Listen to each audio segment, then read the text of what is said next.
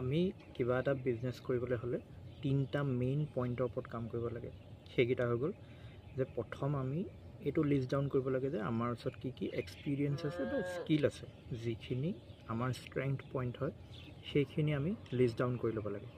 তাৰপিছত আমি চাব লাগে যে সেই এক্সপিৰিয়েঞ্চ বা সেই স্কিলখিনি কোনখিনি মানুহৰ কাৰণে কিবা ভেলু ক্ৰিয়েট কৰিব পাৰে, সেইটো যিখিনি মানুহৰ কাৰণে ভেলু ক্ৰিয়েট কৰিব সেইখিনি হৈ গ'ল আমাৰ টাৰ্গেট অডিয়েঞ্চ। এতিয়া টাৰ্গেট অডিয়েঞ্চ বুলি ক'লে এনেই ভাবিলে নহ'ব যে ধেৰ মানে গোটেই মানুহখিনিৰ কাৰণে কামত আহিব, তেনেকৈ ভাবি ল'ব নালাগে। টাৰ্গেট অডিয়েঞ্চটো এনেকৈ বিচাৰিব লাগে যে কোনটো এজৰ পৰা কোনটো এজলৈকে মানুহখিনি একচুৱেলি মোৰ এই স্কিলকেইটা বা মোৰ এক্সপিৰিয়েঞ্চখিনিৰ পৰা ভেলু ল'ব পাৰিব। ক'ত গেপ আছে, ক'ত মানে ডিমাণ্ড আছে, যে সেই স্কিলখিনি ক'ত ভালকৈ মানে মানুহে হয়তো শ্বেয়াৰ নাই কৰা বা দিয়া নাই বা ইউজ হোৱা নাই, ক'ত মই সেই স্কিলখিনি ইউজ কৰি পেলাই কিবা এটা ভেলু ক্ৰিয়েট কৰিব পাৰোঁ।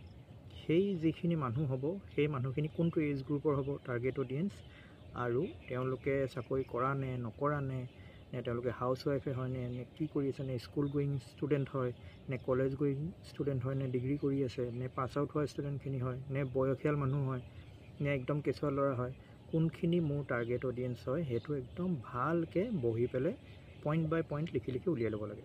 সেইটো মেইন কাম।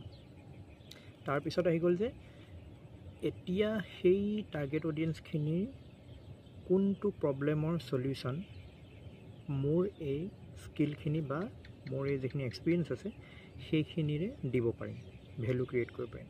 কিন্তু কথাটো হৈ গ'ল যে চবেই যিটো কৰি আছে সেইটো কৰিবলৈ নগৈ পেলাই এইটো চাব লাগে যে একচুৱেলি প্ৰব্লেমটো কি হয় আৰু তাৰ চলিউশ্যনটো মোৰ যিখিনি স্কিল আছে বা মোৰ যিখিনি এক্সপিৰিয়েঞ্চ আছে সেইখিনিৰে কেনেকৈ এটা প্ৰগ্ৰেম বা কেনেকৈ এটা ভেলু ক্ৰিয়েট কৰিব পাৰি মল্ড কৰি পেলাই। গোটেইকেইটা বস্তু হয়তো মই কিবা এটা বস্তু জানো, কিবা এটা মোৰ এক্সপিৰিয়েঞ্চ আছে, দুইটা বেলেগ বেলেগ ফিল্ডৰ হ'ব পাৰে, কিন্তু সেই দুটাক মই কেনেবাকৈ কম্বাইন কৰি পেলাই কিবা এটা পেকেজ বনাব পৰা যায় নেকি, যিটোৱে সেই প্ৰব্লেমটো এটা ইউনিক চলিউশ্যন ফিট কৰিব বা সেই প্ৰব্লেমটো এটা ইউনিক চলিউশ্যন উলিয়াব পৰা যাব।